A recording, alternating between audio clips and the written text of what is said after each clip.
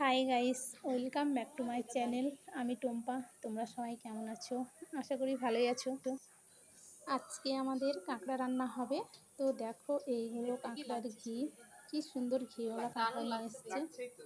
দিদি কাঁকড়াগুলো বেছে পরিষ্কার করে দিচ্ছে। আমি রান্না করব, সেটা তোমাদের সাথে শেয়ার করব। তো কাঁকড়া বাছা ধোয়া কমপ্লিট, এবার রান্না শুরু। এগুলো দেখো কাঁকড়ার ঘি। তো চলো এবারে রান্না করা যাক। তো প্রথমেই আমি কড়াইতে তেল দিয়ে দিলাম। তেজপাতা নেই তাই দিলাম না, আর পাঁচফোড়ন দিলাম না, কারণ পেঁয়াজ রসুনের সাথে গন্ধটা ঠিক ভালো হয় না, তো তাই সেই জন্য।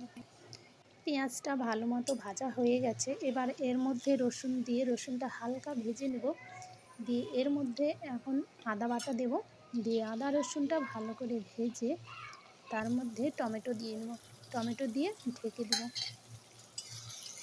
দিয়ে টমেটোটা বেশ নরম হয়ে গেছে। এবার এর মধ্যে ধনে গুঁড়ো, লঙ্কা গুঁড়ো আর পরিমাণ মতো নুন দিয়ে এবারে মশলাটা ভালো করে ভাজবো। মশলা ভাজা হয়ে গেছে। এবারে এর মধ্যে একে একে কাঁকড়াগুলো দিয়ে দিচ্ছি। দিয়ে এবারে মশলার সঙ্গে কাঁকড়াটা ভাজবো।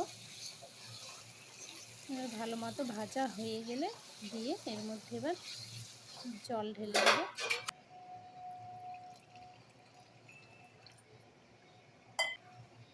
এবার জলটা ভালো মতো ফুটে যাবে যখন, তখন কাঁকড়ার ঘিগুলো দিব। আগে দিইনি, কারণ কাঁকড়া ভাজার সময় যদি দিতাম তাহলে গলে যেত, সেই জন্যে পরে দিলাম। এবার এর মধ্যে ঘিগুলো বেশ গোটা হয়ে থাকবে, এর সাথে শক্ত হয়ে যাবে ঘিগুলো। দিয়ে এবারে ঢাকা দিয়ে দিব। কাঁকড়ার ঘিগুলো সেদ্ধ হবে, অত ভালো মতো ভাজা হয়নি তো সেই জন্য এবারে ঢাকা দিয়ে দিব।